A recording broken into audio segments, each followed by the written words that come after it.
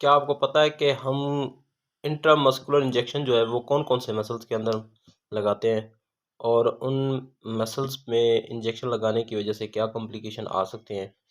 आइए इनको डिस्कस करते हैं।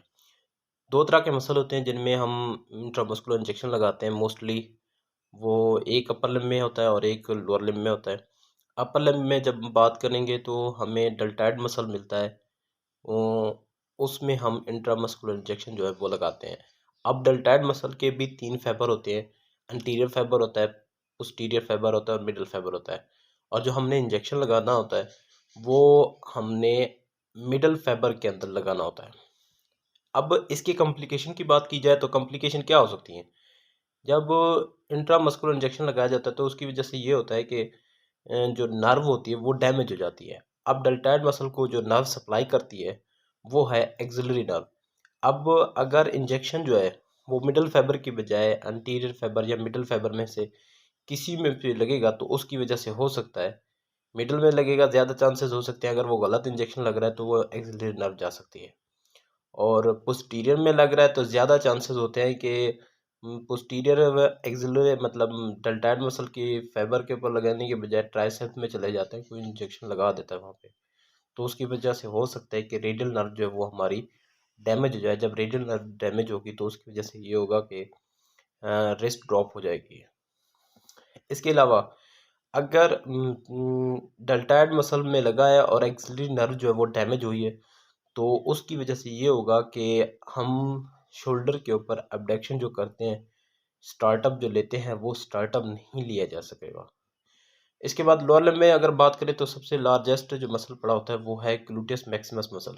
अब ग्लूटेस मैक्सिमस मसल जो होता है उसमें हम इंट्रामस्कुलर इंजेक्शन जो है वो लगाते हैं। अब इसकी वजह से कॉम्प्लिकेशन की बात की जाए तो अगर ग्लूटेस मैक्सिमस में इंजेक्शन गलत लग गया है तो उसकी वजह से क्या होता है कि जो हमारी शैटिक नर्व है वो डैमेज हो जाती है। अब शैटिक नर्व के डैमेज होने की वजह से क्या होता है कि हमारी जो लेग है वो रुक जाती है, कॉम्प्लिकेशन में आ जाती है और वहाँ पे एक डिजीज़ हो जाती है जिसको हम नाम देते हैं शटिका। ठीक है? तो एग्जैक्ट अगर हम बात करें इसमें कि ग्लूटेस मैक्सिमस में जब इंजेक्शन लगता है तो वो है कि बटक का जो अपर लेटरल क्वाड्रेंट है ना उसमें हमने इंजेक्शन लगाना है। ये राइट जगह है जहाँ पे हमने इंजेक्शन लगाना होता है। इसके अलावा कॉम्प्लिकेशन की बात की जाए तो ऐसा है कि जिस पेशेंट को हिप बर्साइटस है, मतलब बर्सा की इन्फ्लेमेशन हुई खड़ी है पहले से ही, और उसको अगर हम ग्लूटियस मैक्सिमस के अंदर इंजेक्शन लगा रहे हैं तो उसकी वजह से ये होगा कि जो फ्लूइड मसल्स के अंदर जाएगा वो फ्लूइड क्या करेगा कि बर्सा की इन्फ्लेमेशन को एक्सटेंड कर देगा। अब वो जब उसको एक्सटेंड करेगा तो वो कंडीशन जो है वो पेनफुल हो जाएगी।